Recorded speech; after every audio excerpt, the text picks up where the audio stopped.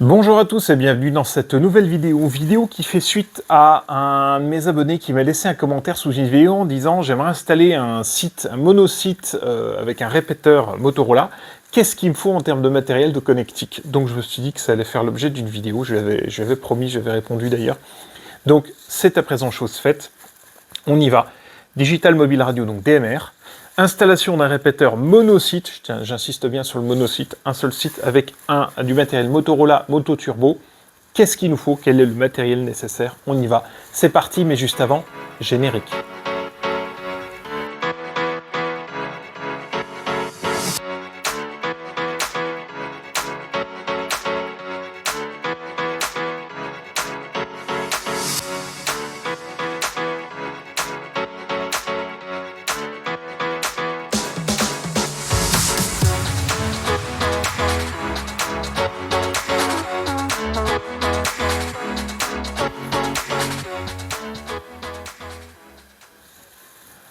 Alors avant de continuer, je commence par quelques petits rappels sur la norme DMR, pour ceux qui ne savent pas ce que c'est. Ça veut dire Digital Mobile Radio. C'est une norme de radiocommunication numérique qui a été déposée auprès de l'ETSI, European Telecommunication Standard Institute. Il y a 4 documents, ETSI TS 102 361-1-2-3-4, je ne rentre pas dans les détails. C'est une norme, ce qu'il faut savoir, c'est que c'est aujourd'hui très utilisé dans le monde, dans le milieu de la PMR. Professional Mobile Radio, donc le système type Talkie-Walkie, ce genre de choses. Ça, c'est un Talkie-Walkie Motorola, voilà, un DP4800, et donc ça utilise la norme DMR, typiquement. C'est Motorola qui est à l'origine de cette norme, et aujourd'hui, c'est une norme de communication qui est très utilisée dans le monde. Il y a, je ne sais plus, la DMR, je ne vais pas vous dire de bêtises, je crois que c'est plus de 10 millions d'utilisateurs, quelque chose comme ça. Enfin, c'est énorme. Voilà, c'est un peu c'est la norme qui a pris le pas sur toutes les autres, dans tout ce qui est radiocommunication numérique. Et c'est ce qui remplace les bonnes vieilles communications analogiques qu'on avait avant.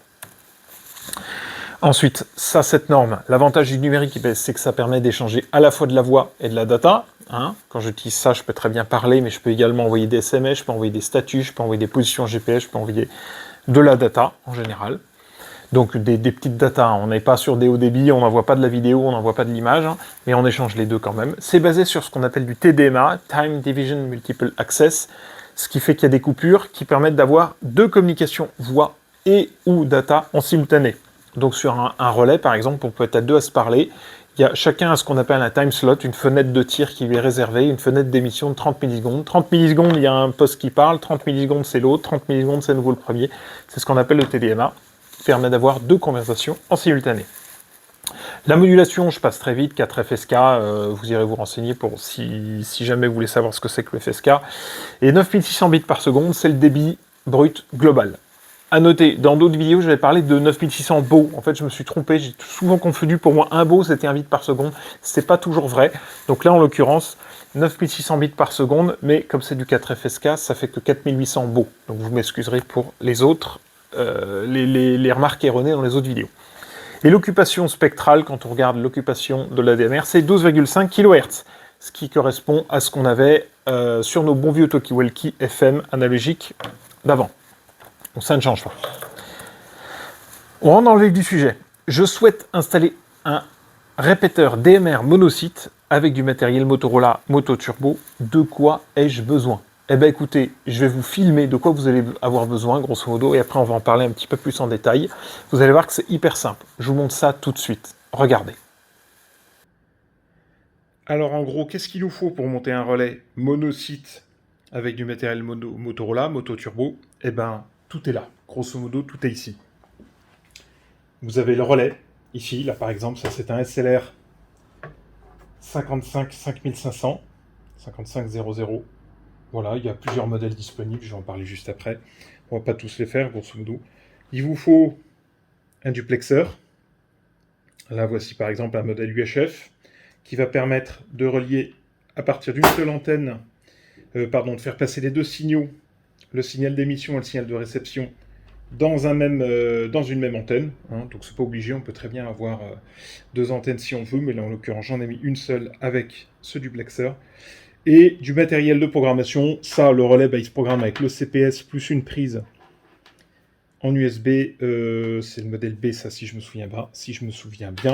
Et puis, en fait, après, des terminaux Motorola et un cordon de programmation. Voilà, grosso modo, c'est tout. Ça, il n'y a plus qu'à mettre l'alimentation ici, soit en 230 volts, soit en 12 volts. Il y a deux connecteurs à côté, je vais vous les montrer après si vous voulez, qui permettent de brancher de l'alimentation. Et ça, on le déploie sur un point haut, ou sur une remorque, ou sur un toit, ou sur ce qu'on veut. Et en fait, on a un système complet Motorola en DMR qui est prêt à communiquer avec ce genre de terminal, en analogique ou en numérique, puisqu'effectivement, le relais fait des deux. Voilà, c'est aussi simple que ça, en fait. Il n'y a pas besoin de plus, techniquement. Quand on veut mettre en place un seul site relais, eh ben, c'est tout ce qu'il nous faut. Alors évidemment, il faut du câble, il faut des choses comme ça, je vais en parler juste après. Mais grosso modo, en termes de matériel, on a à peu près tout ce qu'il faut pour faire fonctionner un relais dans les conditions répéteur monosite, comme je l'ai dit.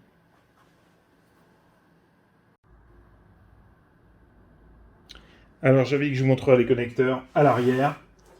Et ben en fait ça se branche simplement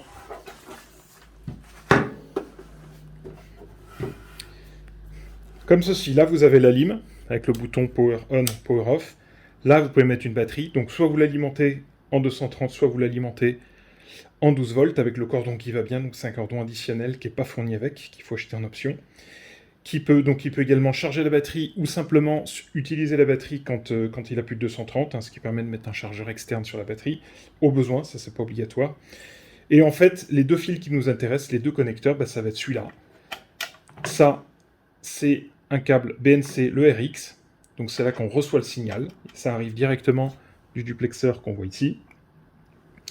Et le TX, je ne sais pas si vous voyez bien, je vais essayer de mettre au point. Voilà, TX, c'est là que sort la puissance. Donc, il peut cracher jusqu'à 50 watts, ce relais. Voilà, et donc c'est un connecteur de type N. Voilà. Très simplement, tout simplement, pardon.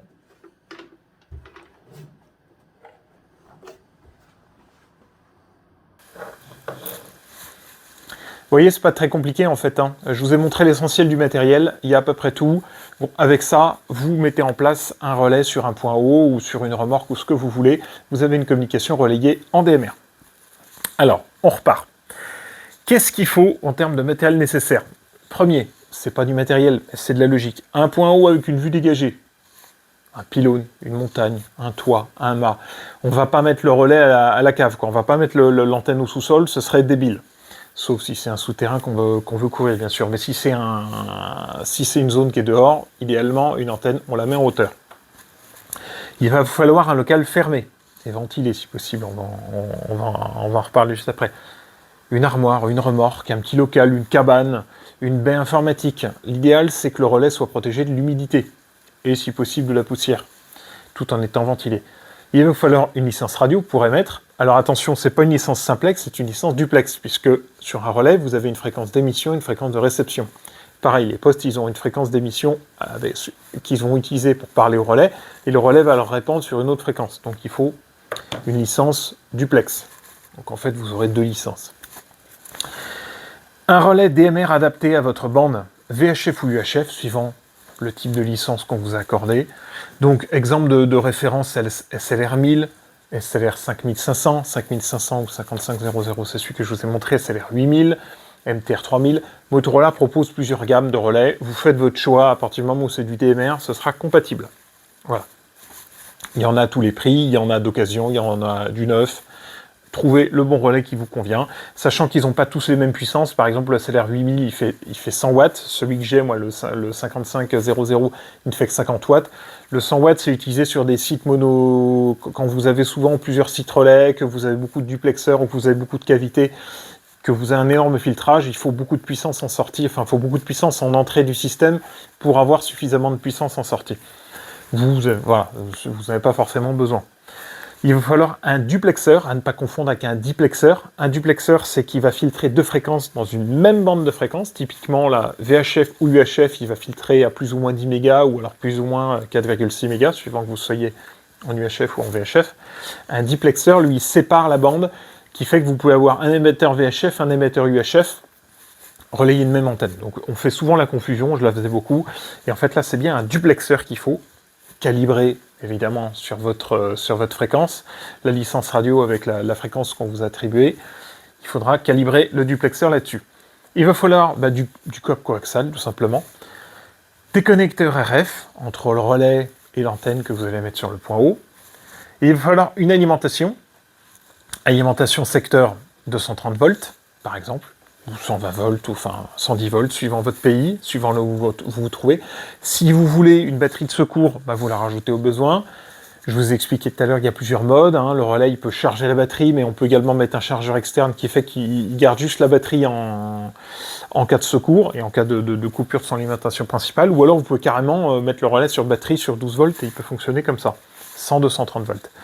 Il va falloir des terminaux, mobiles ou portatifs. Exemple, ça c'est un DP4800. Je vous ai mis de la série DP4000 ou la série DM pour Digital Mobile. Donc ça c'est portatif. Mobile, c'est ceux qu'on va mettre souvent sur des bases, sur des tables ou dans des véhicules. Ils sont un peu plus puissants. Il y a une gamme hyper étendue, DP, DM, du SL, bref, les derniers Motorola, R7 si je me souviens bien, enfin bref, etc. Il y a plein de références chez Motorola que vous trouverez, vous devriez trouver de quoi vous amuser, de quoi correspondre, de quoi répondre à votre besoin. Ensuite, il va falloir de quoi programmer le tout. Les cordons de programmation, typiquement, le CPS, ce qu'on appelle le Custom Programming Software, tous les logiciels qui vont bien, tous les outils de montage nécessaires à la mise en œuvre de votre réseau, y compris des outils de mesure. Un VNA, ça peut être bien quand il faut calibrer votre antenne. Un analyseur de spectre, pour la suite. Multimètre, ça sert toujours au moment du montage si vous avez besoin de tester la conductivité, vérifier certains paramètres. Et enfin, si vous avez besoin d'un logiciel de gestion de flotte. Ça, c'est pas obligatoire. Motorola propose plusieurs logiciels de gestion de flotte, typiquement, pour avoir les positions GPS là-dessus. À ma connaissance, il n'est pas possible de les envoyer directement. Par contre, on peut avoir un logiciel qui interroge les radios à distance en disant « Donne-moi ta position GPS » et la radio renvoie au serveur la position GPS. Donc pour ça, il faut un mobile connecté à un PC et il faut un logiciel de gestion de flotte, tout simplement. Alors, je suis en train de faire le montage et je me suis aperçu d'un truc, j'ai fait une boulette, j'ai oublié de parler d'un élément hyper important quand on fait de la radio, ce sont les antennes. Donc, je rajoute cette slide, désolé, j'apparais plus devant l'écran parce que je suis plus dans mon bureau.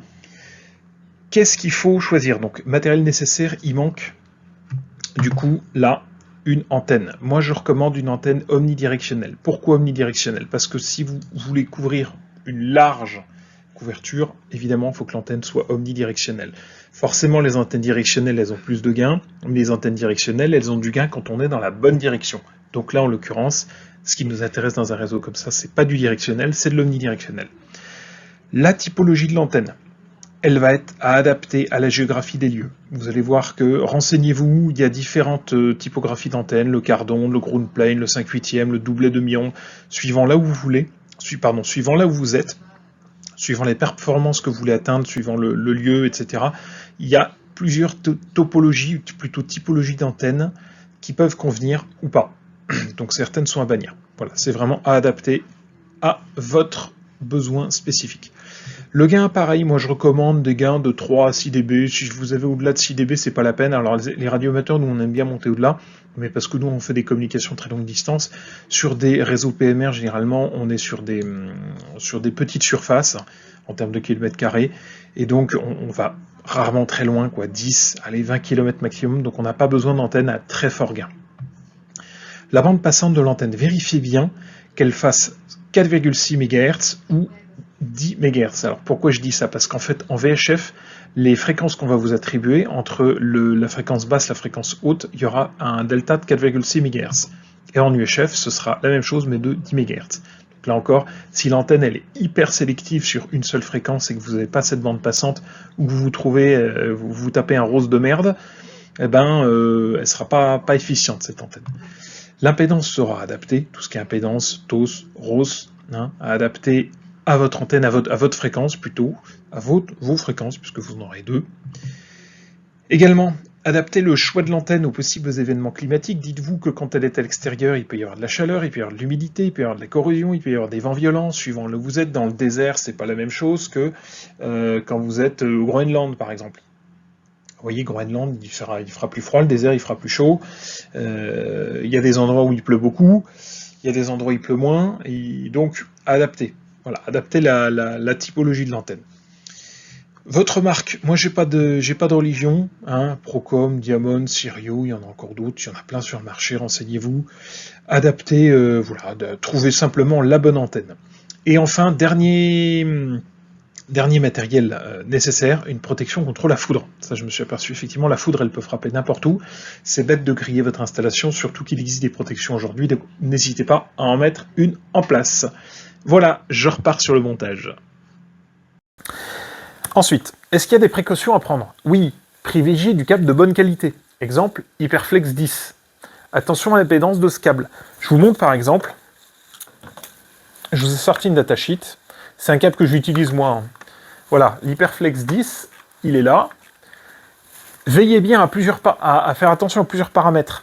Ce qu'on appelle l'atténuation. Vous voyez là, atténuation à 20 degrés Celsius. C'est exprimé en dB par 100 mètres en fonction de la fréquence que vous utilisez. Nous, typiquement, quand on est radioamateur ou les pros, on va être dans ce genre de bande-là, dans la bande des 150 ou dans la bande des 450. Vous voyez qu'en 144, le câble il a une atténuation de 4,76 décibels par 100 mètres. Donc sur 100 mètres de câble, vous aurez 4,76 dB d'atténuation. Si vous utilisez une fréquence de 430 MHz, c'est un peu plus. On a presque doublé, 8,6 dB pour 100 mètres. Regardez bien tous ces paramètres. Regardez bien également tout ce qui est tenu en puissance et en température. Le maximum de la puissance quand vous êtes à 40 degrés, par exemple, que vous allez pouvoir admettre, à 400 mégas, c'est 837 watts. À 144, c'est 1460 watts. Si vous voulez balancer de la puissance, bon, sur les relais en l'occurrence, là on est plutôt sur du 50-100 watts, donc ça va passer sans problème, mais tenez compte de la puissance. Vous avez également dans les datasheets, vous pouvez regarder, en fonction de la longueur, là par exemple, de câble que vous avez, de 5 mètres jusqu'à 300 mètres, vous avez le pourcentage de puissance qui vous reste. Si vous mettez 20 mètres de câble, vous aurez 20 mètres de perte. Donc par exemple, vous êtes sur une fréquence à 430 mégas et vous avez 20 mètres de câble, bah vous aurez 67% de la puissance en sortie de câble. Donc vous aurez perdu le tiers de la puissance dans le câble, grosso modo. Donc ça, il faut en tenir compte. Pareil, en fonction des conditions d'utilisation, sur l'Hyperflex, là, plus vous allez monter en température, là on va de moins 10 à plus 70, plus vous allez monter en température, moins vous pourrez admettre de puissance.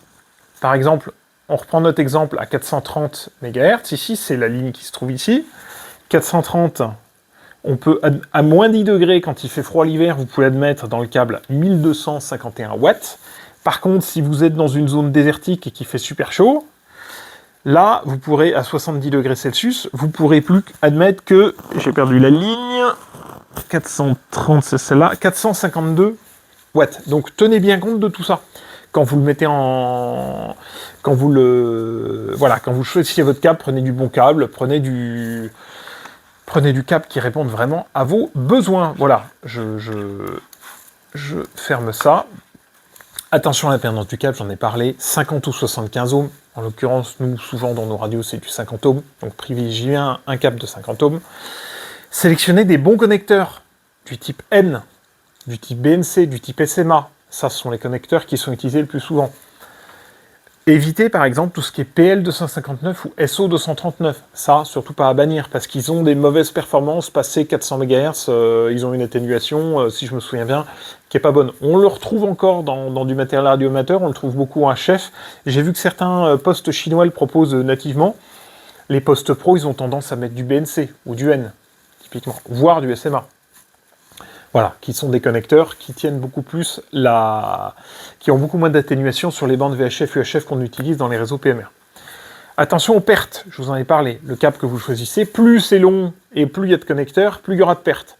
Faut savoir que la longueur du câble, elle est donnée en atténuation dB par 100 mètres. Et chaque fois que vous rajoutez un connecteur, que vous sertissez le truc, vous rajoutez de la perte, de l'ordre de 0,1, 0,2, 0,3 dB, à peu près, par connecteur. Attention également aux autres émetteurs à proximité. Là, on a parlé d'un site avec un seul relais. On se dit qu'il n'y a personne à côté. Si jamais vous avez un autre relais qui est sur une fréquence proche, ou sur le même pylône, ou à vue, à distance proche, il va falloir prendre des précautions pour, un, ne pas le brouiller, et un, ne pas être brouillé par lui. Donc il faudra rajouter des cavités, quoi. Le duplexeur suffit plus forcément. Il y a d'autres précautions à prendre. Il faut des fois mettre des, je ne sais plus comment ça s'appelle, je crois que c'est des circulateurs, des coupleurs, des choses comme ça. Enfin, il y a plusieurs précautions à prendre quand il y a d'autres émetteurs à proximité, afin d'éviter de se brouiller mutuellement. Ensuite, là où vous allez ranger le relais, éloignez-le de la poussière et de l'humidité, je l'ai dit dans la diapo juste avant. Mettez-le dans une pièce ventilée si possible, surtout quand il fait chaud. C'est important que le relais il ait de l'air, c'est de l'électronique, ça résiste jusqu'à un certain degré de température, mais il y a un moment donné où l'électronique, s'il fait trop chaud, si c'est pas ventilé, ça claque. C'est aussi simple que ça. Adaptez la puissance du répéteur à vos besoins, à ce que votre licence vous permet, et à toutes les contraintes géographiques du terrain. Si vous êtes sur un terrain vallonné, il faudra peut-être émettre un peu plus fort pour que celui qui est tout en bas, il puisse vous capter. Si vous êtes au contraire sur un terrain plat, pas besoin d'avoir beaucoup de puissance. Si vous avez 3-4 km² à couvrir, pareil, pas besoin de beaucoup de puissance, pas besoin de beaucoup de hauteur. Et enfin, dernier point, attention au dimensionnement des batteries de secours. Moi, je vous invite à faire attention à ce que vous avez besoin de batteries de secours. Déjà, ça, il faut vous poser les questions. Est-ce que le réseau il doit continuer de fonctionner si vous avez une coupure de courant? Ça, c'est important. Et ensuite, deuxième élément important, quelle est la durée de fonctionnement sur batterie dont vous avez besoin? Moi, ce que je préconise sur les sites un peu isolés, c'est minimum 48, voire 72 heures. 48 heures, ça laisse 2 jours.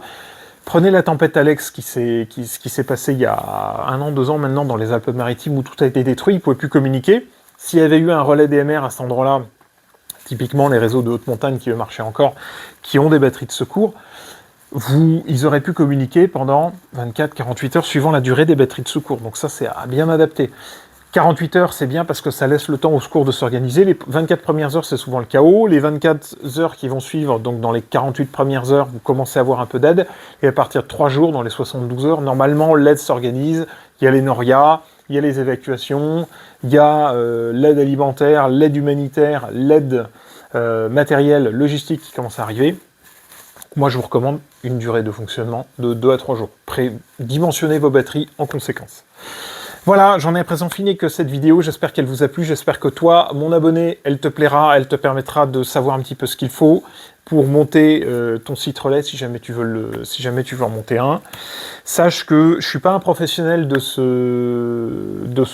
montage, du déploiement de réseau, hein. Il y a des entreprises spécialisées qui font ça bien mieux que moi, qui mettront peut-être d'autres précautions que je n'ai pas forcément mentionnées dans cette vidéo. J'espère en attendant que cette vidéo vous aura permis de mieux comprendre ce qu'il fallait.